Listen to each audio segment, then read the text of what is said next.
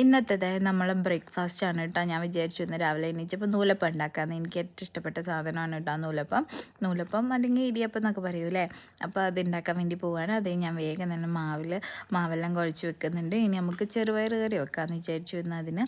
അപ്പോൾ നല്ല അടിപൊളി നല്ല ടേസ്റ്റി ആയിട്ടുള്ള നല്ല ചെറുപയർ കറി ഉണ്ടാക്കി വെച്ചിട്ടുണ്ട് കേട്ടോ. അപ്പോൾ ഇനി നൂൽപ്പെട്ടിന് വേണ്ട കുറച്ച് തേങ്ങയൊക്കെ ചിരവി വെച്ചിട്ടുണ്ട്.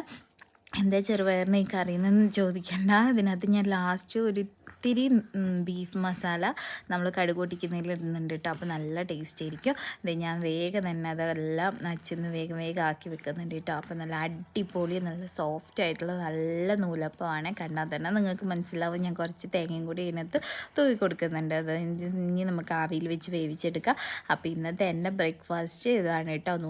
നല്ല നൂലപ്പവും അതുപോലെ തന്നെ ചെറുപയർ കറി. അപ്പം നമ്മളെ ബ്രേക്ക്ഫാസ്റ്റ് കഴിക്കാൻ പോവുകയാണ്. അപ്പോൾ നിങ്ങൾക്ക് ഇന്ന് എന്താ ഉണ്ടാക്കിയെന്ന് കമൻറ്റ് ചെയ്യാൻ മറക്കരുത് കേട്ടോ. അപ്പോൾ ഇതുപോലെ ഇടിയപ്പം ഉണ്ടാക്കുന്നവർ അല്ലെങ്കിൽ നൂലപ്പം ഉണ്ടാക്കുന്നവർ കമൻറ്റ് ഇടാൻ മറക്കരുത്. അപ്പോൾ ഇന്നത്തെ അടിപൊളി ആയിട്ടാണ് നമ്മുടെ നല്ല നൂലപ്പം, ആവി പറഞ്ഞ നല്ല നൂലപ്പവും അതുപോലെ തന്നെ ചെറുപയർ കറിയും. അപ്പോൾ ബൈ ഫ്രം അമ്മു.